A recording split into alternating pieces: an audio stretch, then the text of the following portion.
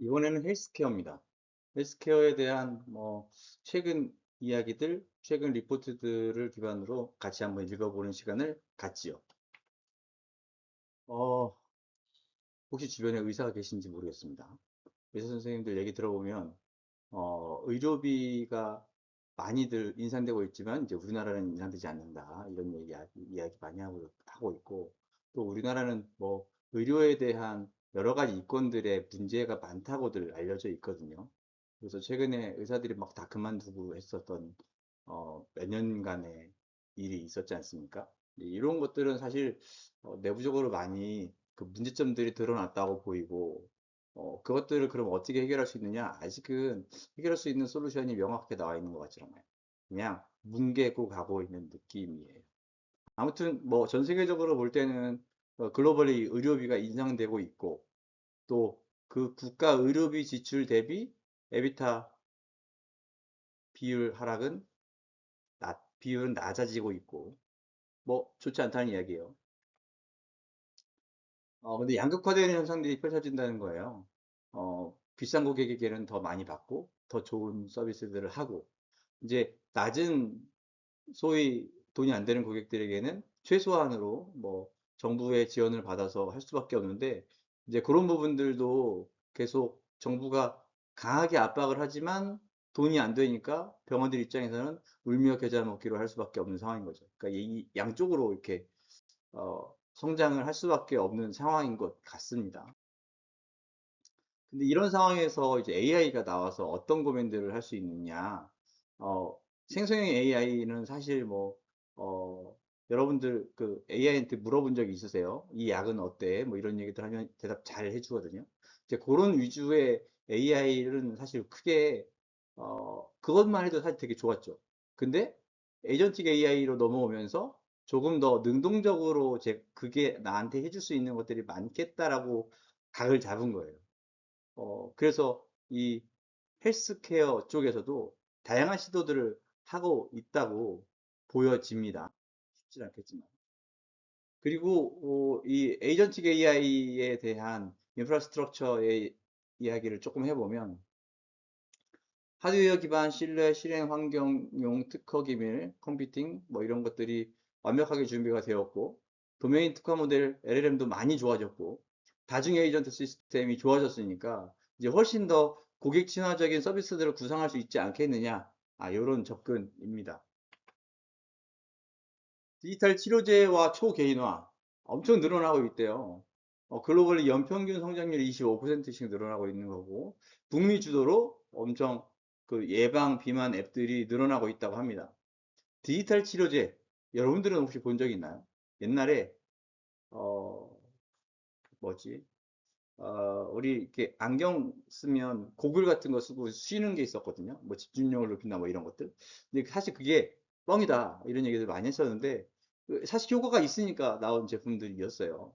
그런 제품들, 그리고 최근에 봤던 것들은 마음의 안정을 찾아주는 그런 것들도 많이 하고 있고, 그런 것들이 많이 좋아진다는 얘기예요. 그리고 앱을 통해서 상담도 해주고, 여기 보여준 것처럼 예방 비만, 그러면 이제 뭐라 할까요?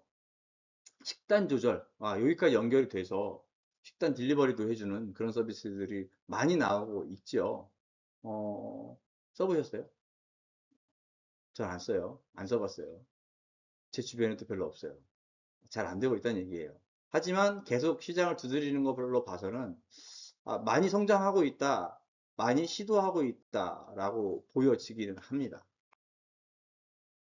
아, 단어 하나만 더. 아까 앞에서 말씀드렸던 초개인화라는 표현이 중요한데요.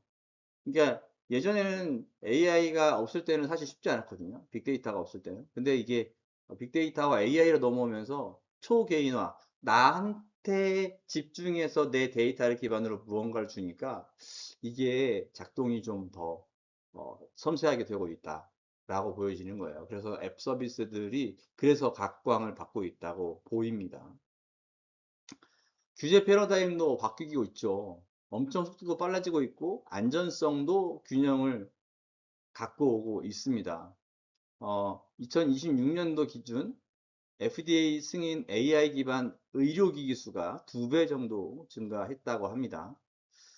계속 AI 기반 의료기기를 만들어내고 있는 거고, 이것들에 대해서 기본적으로 작동이 된다라고 봤으니까 인증을 해주는 거겠죠.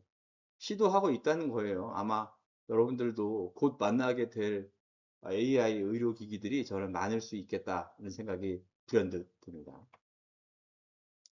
그 워크플로우를 간단하게 그려봤는데, 설계 및 사전 제출을 하고 사전 승인을 하고, 그러면 이제 계속 업데이트를 하고 그 부분에 대한 어세스먼트를 하고 이렇게 되는 거죠.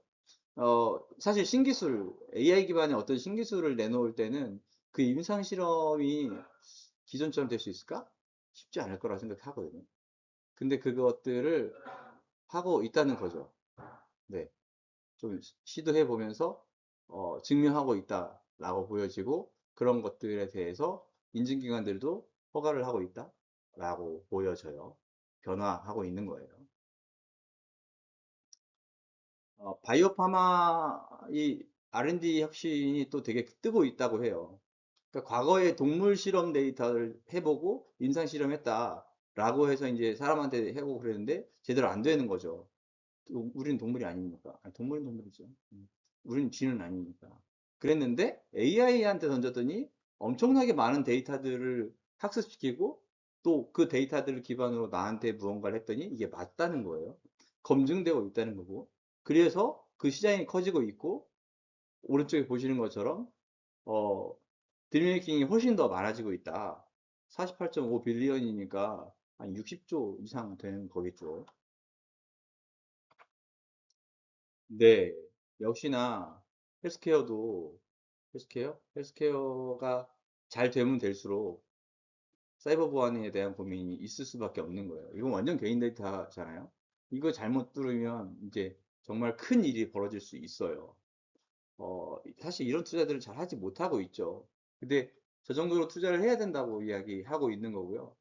기술을 AI라는 거를 우리가 더 많이 바라볼수록 공격 표현이 넓어지는 거기 때문에 사이버본에 대한 고민을 무조건 해야 합니다. 신고하고 계속 예측하고 모니터링 해야 합니다. 소비자들의 건강기능이 좋아졌죠. 어떤 느낌에서? 웨어러블 기기 같은 것들 여기다 꽂으면 뭐 이렇게 혈당도 바로바로 해주고 하루 종일 그런 웨어러블 기기들도 나오고 있고, 그리고 잠을 잤을 뿐인데 잠을 자서 깨어나지 못했던 수면 습관들이 있었는데 이제 회복을 할 수 있도록 해주니까, 이러면 내가 돈 내겠다 라고 하는 바이오리듬 AI 코칭 이런 것들도 재조명되고 있고요. 이런 것과 연결되어 있는 이제 뭐 식단 서비스 이런 것들과 연결이 되어 있으니까 이게 다 삼박자가 돌아가는 거죠. 그러니까 고객이 똑똑해지죠. 돈을 더 많이 내죠. 어, 돈을 낼 수 있는 고객들은. 그래서 원래 의사는 엄청 권위적이었습니다. 권위 있다고 보였고. 그랬는데 이제 그런 데이터들이 나한테 내려오기도 하고, 또 어떤 의사들의 수준이 평준화 되는 거죠. 상향 평준화. 이제 좀 제대로 작동 안 되는 의사들은 퇴출될 수밖에 없는 상황이고요. 그래서 의료 대란이 펼쳐지면서 많이들 의사가 되겠다고 했는데 생각보다 의사들 많이 폐업해요. 의사가 다 돈을 잘 버는 건 아니에요. 잘 버는 의사들이 많을 뿐이지 망하는 의사들도 많단 말이에요.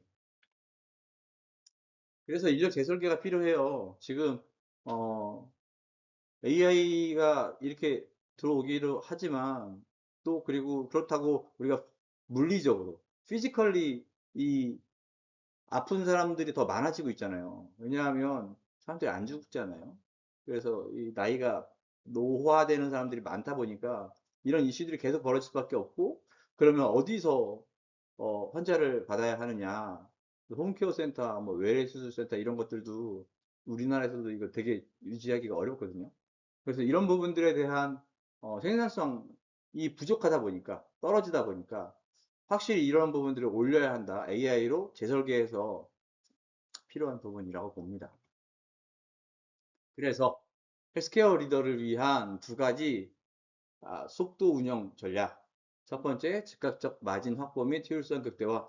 네, 맞는 말이고요. 두 번째, 근본적인 케어 모델의 재설계 맞는 말이지요. IT 열심히 공부해야죠. 어, 트렌드에 대한 이해를 가지고 우리가 비즈니스를 재설계해 나갈 필요가 있다. 특히 의사 선생님들 그래야 한다라는 이야기를 하고 있습니다. 그래서 마지막으로 정리하면서 우리가 기술을 막을 수 있는 건 아니잖아요. 그러면 그 기술을 잘 활용해서 차별화할 수 있는 필요가 있고 건강지능은 아까도 말씀드렸던 것처럼 이제 서비스적인 영역에 또는 고객 경험에 대한 포커싱이 훨씬 더 기존에 비해서 더 높게 평가되고 있다라는 부분을 이해하셔야겠고요.